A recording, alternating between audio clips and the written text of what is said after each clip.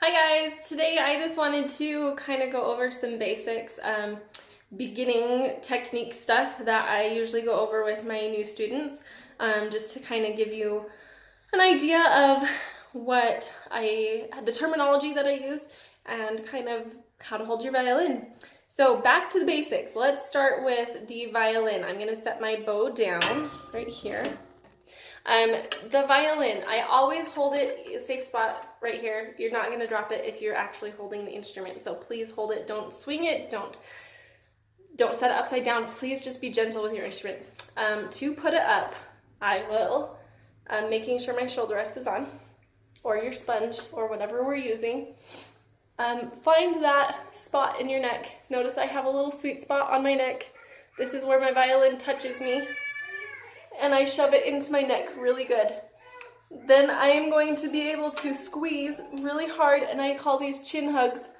You squeeze really tight, and then I usually will count. I'll do chin hugs with my students. I'll count 1, 2, 3, 4, 5, and then rest. And I'll make them do that. The second thing I have my students start practicing is, life with a 3-year-old. So the second thing that I will have my students do is I call them zombie walks. They're just kind of fun, and maybe because it's almost Halloween coming up here, it's particularly fun. So squeeze and hold your violin, making sure it's in the proper position. Now, I usually say, like, go to give somebody a big hug and your violin should be kind of out that way. So granted, it's going to be a little bit different angle. It's not going to be completely forward. The thing you want to make sure is that your violin, if you can see me, I'll stand up here a little bit, is the violin is on the side and it's not coming down in front and it's not coming and sinking. I do zombie walks with them to help practice this technique and keeping it in the right spot. So zombie walks, we're going to get that nice hold with our chin again, and I'm going to have their arms out in front. And then I have them walk around, always being careful. Please always be careful with this. Walk around, and I have them go touch a wall, turn around, and then come back. And that's it. It's as simple as that. Just walk like a zombie. Another thing you can do is practice having them put their left hand and arm on their right shoulder while they hold their instrument. This is another common technique or activity to practice holding that violin with the right muscles. Next is the C hand. I call it my C hand. It's your left hand, the one that is going to be up here. Now, it should look like the shape of a C. When you are on your violin, it's going to be like this, a C. Now, I'm looking straight down straight towards the camera. The C hand, the thumb is going to be a little bit really close to or right by the first finger when you actually have finger tapes on your violin. What I'm looking for is that you have space right here, that you're not gripping the violin like this. You do not want to hold like that. It's not going to allow you to have good fingers. You want to have some space under the violin. I'm also going to look and see that the thumb, and I'll turn this way, is actually pointing, pointing up at the ceiling. So I don't want it to fall backwards. You notice what that instantly does to my wrist. I want it to be curved and flat. So notice the thumb, and I call it my C hand. With this, I will have students, let me turn this way so you can see it. I think that's probably the best view. If you need better views, let me know and I can maybe post some different pictures. I just do C hand wiggles, and I just have my very, very beginners just learn to start wiggling their fingers and holding that space at the bottom and holding their thumb in place.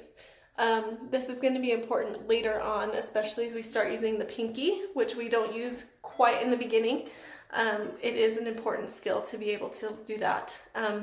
Another tip, if your elbow is back, it's not going to let you do that C hand. See, there's a poor elbow placement.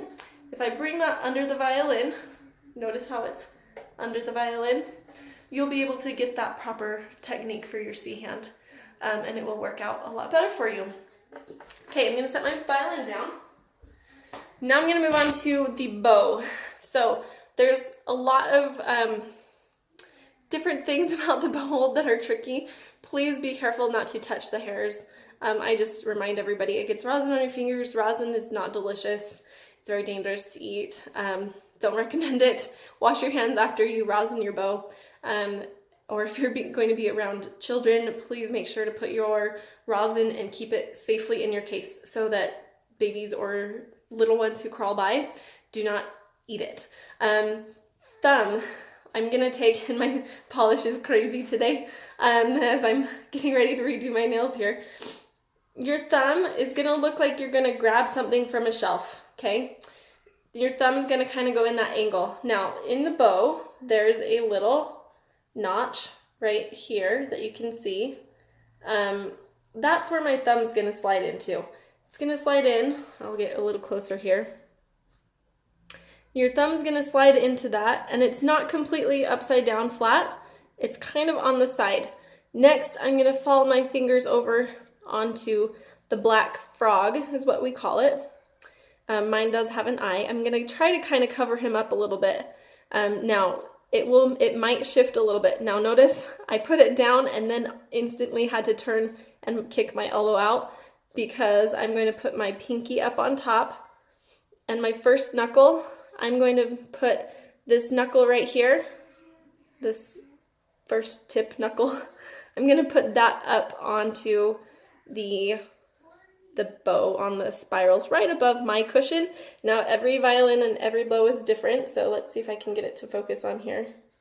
There we go. So I'm going to kind of stretch that up a little bit. That's how my bow hold looks. Then I will have my, and see my fingers aren't entirely covering over because I want it to be a little bit more relaxed. So mine are going to be about like that. Goal is to keep your pinky up on top and not let it fall flat. Other goal is to, let's see if I can show you this backwards here. Smile the thumb, not frown. Smile it. From the front here it looks like smile, not frown. Smile. From the vertical position, it looks like this. Then I'm checking for the smiling thumb, not frowning. I want it to smile. And I will reposition it 1,000 times, especially in the beginning while my students are learning. This is okay to stop and hold on to the bow, reposition, redo your bow hold, and start again. It's important to work on getting a proper bow hold so you have proper tone quality and you have proper control of your bow as you play it. Then next I will do some things I will do to help my students practice this. I do tick-tock bows. So I have a really loud, obnoxious clock in my music room and I listen to it. So it beats 60 beats per minute. And I will listen to it and I'll have my students listen to it. I will hold my elbow with my opposite hand. Let me stand up here a little bit. I'm not quite as tall as I need to be for this camera. Hold it up and then tick, tock, tick, tock. Things we want to be aware of. We don't want to go wobble, wobble, wobble, wobble. Clocks don't wobble. So we want to make sure we're going tick, tock, tick, tock.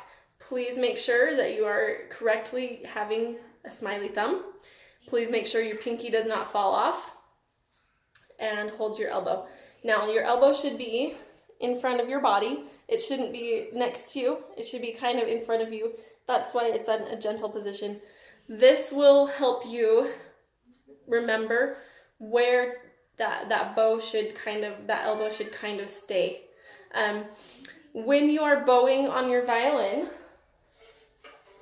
the goal is to keep your bow across these two F holes, they're called, these little circles. If you drew a line between them, that is kind of the goal, where you want your bow. It actually, if you're an adult, perpendicular to the strings. If you're a student, I want you to focus on having a straight bow.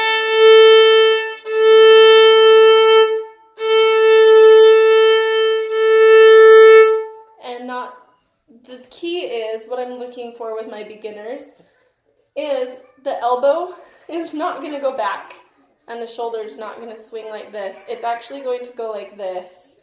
Meaning when I'm bowing, here's a front position, it's kind of coming out in front of me.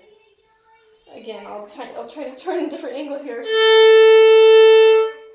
So it's coming out and not moving back. That's a really common misconception about the violin, is that you just put your bow on it and then start sawing away. And your arm does this little saw motion, and it doesn't. So please make sure that you have a straighter elbow, I guess you could say. It's kind of hard not to have somebody here to see if you totally understand my terminology here. But if you have your elbow in the right position, you'll be able to keep it straight. The other thing I do is make sure that you have it in the right position for each string. So again, those are kind of some of the basics for how to hold your violin and your bow. So if there's any further questions, let me know. Thank you.